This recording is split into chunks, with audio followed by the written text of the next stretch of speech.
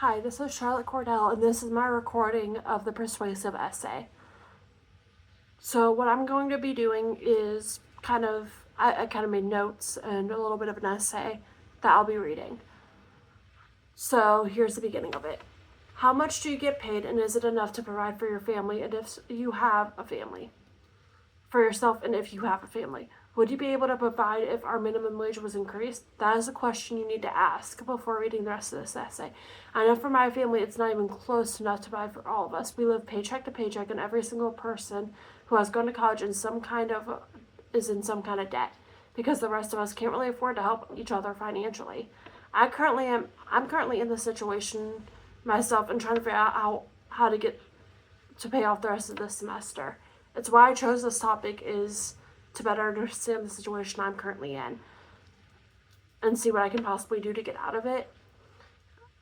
Every state is different, but I kind of went through them and figured out the roughly average salary altogether, and it was $63,795 annually. And then I compared it to how to live a stable life with no financial problems, including being debt-free. So this was the scenario I made up. Say you wanted to live in a one-bedroom apartment, just you. No one else, no animals, nothing like that. This would cost you, on the upscale, of $63,000 and $63,600. On the low scale, it would cost you roughly $32,760. That's only if you're renting, and this doesn't even think about, say, if you have a child or a pet. Now let's say you want your own home, like most students coming out of college would. This would cost you another $226,000. Even if you subtract the renting cost, it's still $287,000 together. Now compare those prices to the salary above. Does that really seem reasonable to you? This is why I really think minimum wage should go up, and we should be getting paid more for each job we're in. According to the website, our federal minimum wage hasn't gone up in 15 years. It hasn't gone up since 2009. And I kind of knew about this before I did this. It's why I did it, is I thought that was really interesting, the fact that prices have gone up, but our minimum wage has stayed the same since 2009. And it also said on the website I cited that the price of it, like what a dollar can get you, is now only about 70% of what it was in 2009, which I think is insane. So why do we need to raise this minimum wage? Many people have been struggling with homelessness or poverty due to their financial situation. For the people who have become homeless for the first time ever in their lives, it has increased by 30%.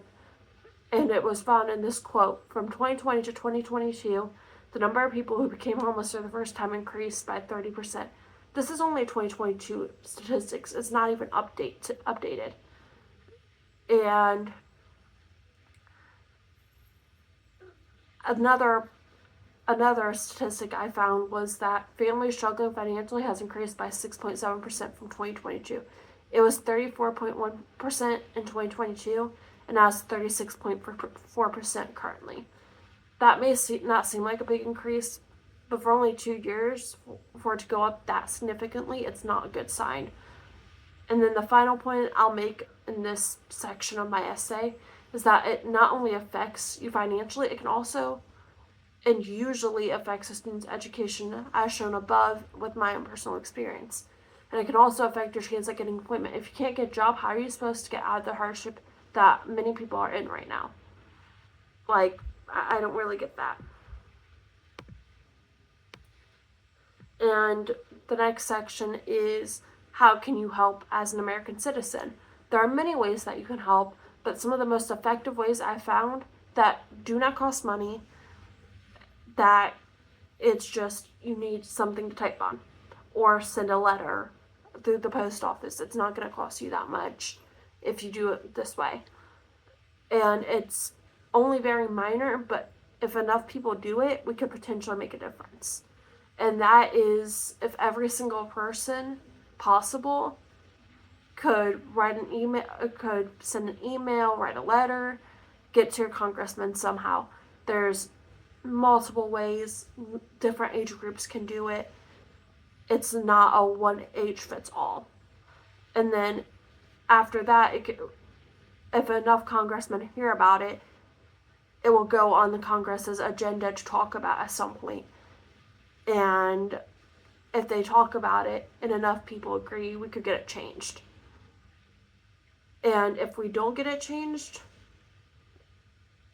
we have the potential chance. If we don't get it changed, then homelessness will go up, poverty will go up, minimum wage will stay the same, and it's not going to help anyone, benefit anyone. And it's also going to start affecting businesses who rely on their employees to come to work every day. Because to come to work, you need some type of transportation. And you're not allowed to walk through those doors of your business without being clean, having clean clothes, having nice clothes, having good shoes that will work for your job. You can't do anything without those aspects, even to get into an interview. If we increase the minimum wage, it will also affect businesses and companies because there will be more employment. It will affect the unemployment rate. It will affect how people are financially doing. It will affect education. It will affect every single aspect of our life some way, shape, or form. I think that minimum wage should be increased. It has not been increased since 2009, like I stated before.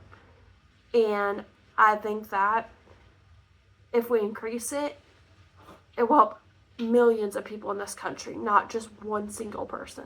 But everyone has to send in some type of email, some type of letter, something to get them, their congressmen, to get it into Congress. And then it will go to the president and so on.